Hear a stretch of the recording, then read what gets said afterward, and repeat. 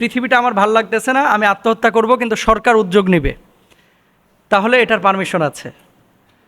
আমরা যেমন সরকারের কাছে বিভিন্ন দাবি দাওয়া নিয়ে আদালতের কাছে দরখাস্ত করি না, নেদারল্যান্ডসে সরকার আইন করছে 2002 সাল থেকে, কি তোমার পৃথিবীতে থাকতে ভাল লাগতেছে না, তুমি মরে যাইবা, তুমি অ্যাপ্লাই করো সরকারের কাছে, বিচার বিভাগের কাছে অ্যাপ্লাই করলে সরকার যদি অনুমতি দেয় তাহলে সরকারের ডাক্তার যে তোমারে ইঞ্জেকশন করে মেরে ফেলবে।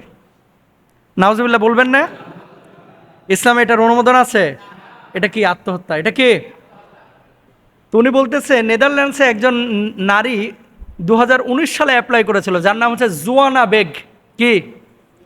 জুয়ানা বেগ অ্যাপ্লাই করেছিল যে আমার এই দুনিয়াটা, মানে যদিও আমার অর্থবিত্ত আছে কিন্তু আমার কাছে এই দুনিয়া আর ভাল লাগছে না, আমি হতাশ, আমার বয়ফ্রেন্ড আছে, আমার প্রেমিক আছে, আমার টাকা পয়সা আছে, আমার বাড়ি গাড়ি আছে, কিন্তু পৃথিবীকে আমার ভাল লাগছে না। তো পৃথিবীকে ভাল লাগছে না, তাহলে কি করতে হবে? আমি পৃথিবী ছেড়ে চলে যেতে চাই। তো কিভাবে তুমি চলে যাবা? আমাকে মৃত্যুর পারমিশন দেওয়া হোক, যে মৃত্যু ঘটাবে সরকারি ডাক্তার। ইঞ্জেকশন দিয়ে মানুষ মেরে ফেলা যায় না বিষ প্রয়োগ করে।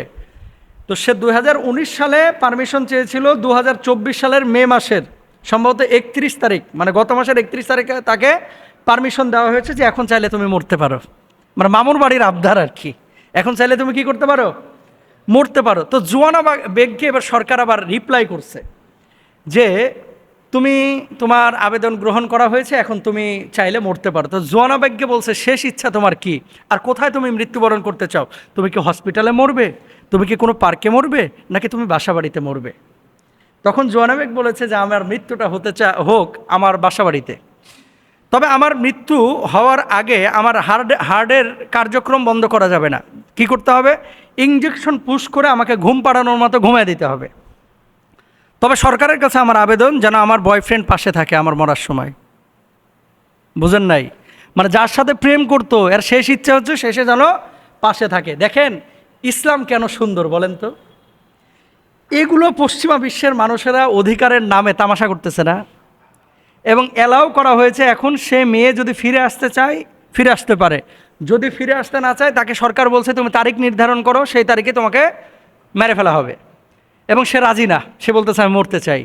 তো তার যে প্রেমিক তাকে জিজ্ঞেস করছে তোমার মনটা খারাপ না? ও যদি মরে শান্তি পায় আমি এতেই শান্তি। নাউজুবিল্লাহ বলেন। অথচ ইসলামের ভাষ্য কি? আসেন কেন বলতেছি, এই জিনিসগুলোকেই কিছু বামরাম ছাগল আছে, ছাগল আমাদের আশপাশে, এরা আবার এটাকে মানুষের অধিকার বলে। আমরা বলি এটা মানুষের অধিকার না, এটা ছাগলামি। এটা কি? ছাগলামি, এটা পাগলামি। আত্মহত্যা আল্লাহ সুবহানাহু ওয়া তাআলা কোরআনুল কারীমে কি বলছে? ওয়ালা তাকতুলুন নাফসাল্লাতী হারামাল্লাহু ইল্লা বিল হক। অন্যায়ভাবে কোনো নাফসকে তোমরা হত্যা করো না। এই কাকা, যে জীবনটা আল্লাহ আপনাকে দিয়েছে, এই জীবনের মালিক আপনি না, এই জীবনের মালিক কে? আমার আল্লাহ। জীবনের মালিক কে?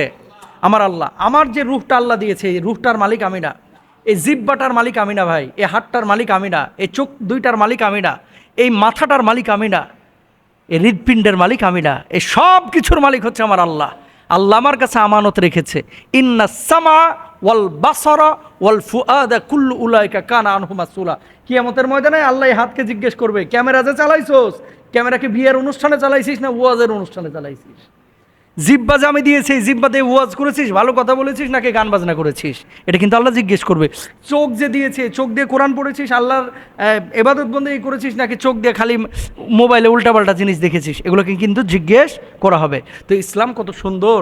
আল্লাহ বলছে যে এই জীবনটা আমি তোর কাছে আমানত রেখেছি, এই আমানতের খেয়ানত করা যাবে না। একজন সাহাবী ইনজুরি হয়েছিল যুদ্ধের ময়দানে, তো কষ্ট পেয়েছিল। তো কষ্ট পাওয়ার পরে কালকেও দেখলাম পত্রিকায়, বাংলাদেশে সম্ভবত, মাইগ্রেনের ব্যথা, মাথার ব্যথার কারণে অসহ্য ব্যথা, সহ্য করতে পারতেছে না, ডাক্তার দেখাইছে, ভালো হয় নাই, পরে আত্মহত্যা করে ফেলছে। বাংলাদেশের ঘটনা। নাউজুবিল্লাহ বলেন। সাহাবী আঘাতপ্রাপ্ত হয়েছিল, হাতে ইনজুরি, প্রচণ্ড ব্যথা, হাত কাইটে আত্মহত্যা করে ফেলছে। নবীজি বলছেন সে তো জাহান্নামী, অথচ যুদ্ধের ময়দানে গিয়ে ইনজুরি হয়েছিল, সে জাহান্নামী। তার মানে কখনো নিজেকে হত্যার দিকে এভাবে ঠেলে দেওয়া ইসলাম সমর্থন করে না। কেউ যদি এ কাজ করে তাহলে এর ফয়সালা কি? দেখেন আল্লাহ রাসূল বলছে, সাহাবীদের রিদওয়ানুল্লাহি আনহুম আজমাইনদের হাদিস থেকে, মানে নবীজির হাদিস থেকে সাহাবীরা বর্ণনা করছেন, কেউ ধরেন বিষ খেয়ে মারা গেল, তো কিয়ামতের ময়দানে তাকে তো আল্লাহ তাআলা জাহান্নামে দিবে। এই জাহান্নামের মধ্যে সে বারবার বিষ খাবে আর বারবার মরবে, বারবার বিষ খাবে আর মরবে, ওই যন্ত্রণা সে পেতে থাকবে। কেউ যদি গলায় রশি নিল, ফাঁস নিল, এই ফাঁস নেওয়ার পরে যে কষ্টটা তার অনুভূত হলো, মনে রাখবেন প্রত্যেকটা মানুষ যখন ফাঁস নেয় শয়তানের ওয়াসওয়াসায়, কিন্তু ফাঁসটা যখন গলায় ঢুকে যায়, শ্বাসটা যখন আটকে যায়, সবাই বাঁচতে চায়, সবাই তখন বাঁচতে চায় কিন্তু বাঁচতে পারে না। এই জিনিসটা হয়তো বা আপনারা অনেকে জানেন না। যখন কেউ আত্মহত্যা করে, যখন রুহটা কবজ হয়, বের হয়, সেই যন্ত্রণা থেকে বাঁচার জন্য শেষ মুহূর্তে সবাই চিন্তা করে যে আমি বাঁচবো, কিন্তু সেই বাঁচা আর বাঁচতে পারে না। সেজন্য এই পাপের ধারে কাছেও আপনারা কেউ যাবেন না। আত্মহত্যা ভালো কাজ না। আর নেদারল্যান্ডসে, ফিনল্যান্ডে কি আইন আছে সেটা আমাদের বিষয় না, এটা হারাম। ইসলাম সুন্দর।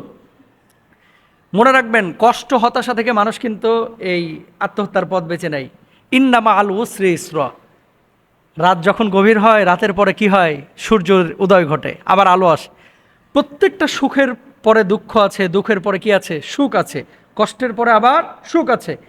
আপনার 60 বছরের পুরো জিন্দেগি যদি আল্লাহ কষ্টের মধ্যে রাখতো, তাহলে আপনি কিন্তু টিকতে পারতেন না ভাই। কথা বলে না, টিকতে পারতেন আপনি? যদি 60 বছর আল্লাহ আপনাকে বিপদে ফেলায় রাখতো, আপনি দুনিয়ার কাজ করতে পারতেন? তার মানে কি, লাইফটা এভাবেই, কষ্টের পরে সুখ আসবে, সুখের পরে কষ্ট আসবে, তাহলে দুনিয়াটার প্রকৃত পরিচয়টা আপনি পাবেন। আল্লাহ তাআলা আমাদের সবাইকে বোঝার তৌফিক দান করুন।